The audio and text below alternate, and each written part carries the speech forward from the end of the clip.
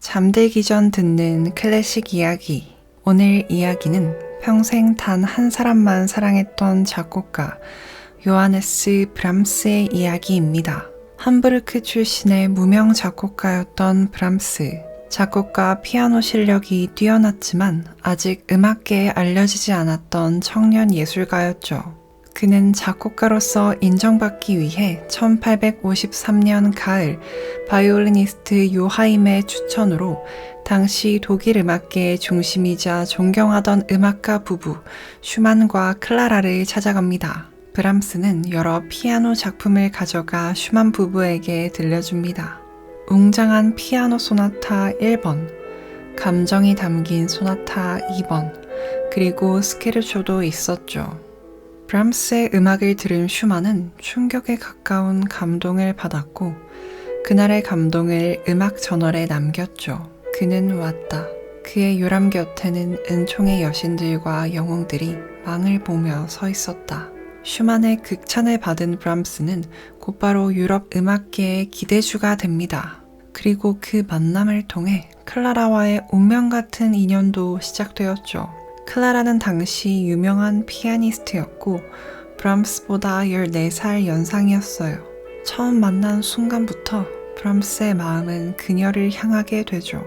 하지만 클라라는 이미 슈만과 결혼해서 7명의 자녀가 있었는데요. 안타깝게도 남편 슈만은 점점 정신적으로 불안해지고 있었어요. 결국 슈만이 라인강에 몸을 던지며 병원에 입원하게 됩니다. 힘든 시기, 브람스는 클라라의 곁을 지켰습니다. 매일같이 아이들과 그녀를 돌보며 클라라에게 편지도 쓰고 조용히 힘이 되어 주었죠. 사랑하지만 표현할 순 없는 마음, 그는 그저 친구로서 곁에 남았습니다. 어쩌면 그건 가장 슬프면서도 아름다운 형태의 사랑이었는지도 모르겠어요. 브람스는 클라라에게 평생 동안 수백 통의 편지를 보내는데요. 그의 글은 다정하고 따스하게 마음을 전하곤 했죠. 1855년 2월, 당신에게 내 사랑을 분명히 표현하고 당신이 얼마나 그리운지를 보여줄 수 있는 정말 아름다운 무언가를 보낼 수 있다면 좋겠어요. 브람스는 사랑이라는 표현을 썼습니다. 하지만 그 사랑은 단순한 연애 감정보단 훨씬 더 깊고 복합적인 것이었죠. 19세기 유럽의 지식인들, 특히 독일 낭만주의 문화권에서는 깊은 정신적 유대나 예술적 동반자 관계에서도 사랑이라는 표현을 자주 사용했습니다. 브람스에게 있어 클라라는 존경과 애정, 그리고 예술적 영감의 중심이었고 그 감정을 표현하기 위해 사랑이라는 단어가 필요했던 거죠. 클라라는 그 편지들을 조용히 간직했습니다. 그리고 말년까지도 브람스의 음악을 연주하며 그를 깊이 이해하고 있었죠. 브람스는 클라라를 떠올리며 많은 곡을 썼는데요. 그중 잘 알려진 작품, 인터메조입니다. 클라라에게 한정되진 않았지만 그녀와의 관계가 브람스의 삶과 창작의 원천이었던 시기에 쓰여졌고 클라라도 이 곡을 매우 아끼고 자주 연주했죠. 곡을 듣다 보면 마치 그녀와 함께했던 세월들이 파노라마처럼 애틋하게 스쳐 지나가는 것 같은데요. 클라라도 이런 말을 남겼습니다.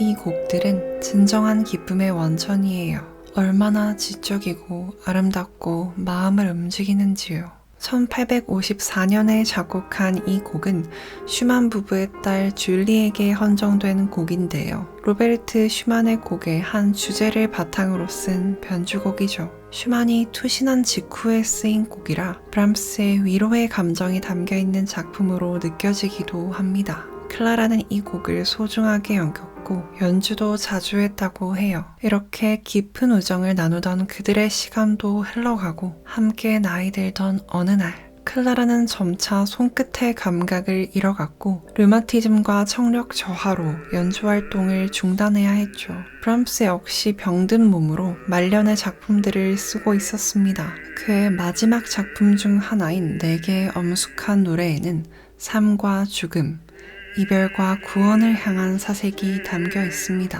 1896년 5월, 클라라는 76세로 생을 마감합니다. 그녀의 장례식에 브람스는 직접 참석했고 장례식 후 촬영된 사진 속의 그는 수척한 얼굴로 침묵 속에 슬픔을 견디고 있었습니다.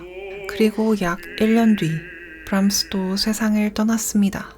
그는 빈 중앙묘지에 묻혔고 그곳엔 베토벤과 슈베르트도 함께 잠들어 있죠. 클라라는 남편 슈만 곁에 안장되어 있습니다.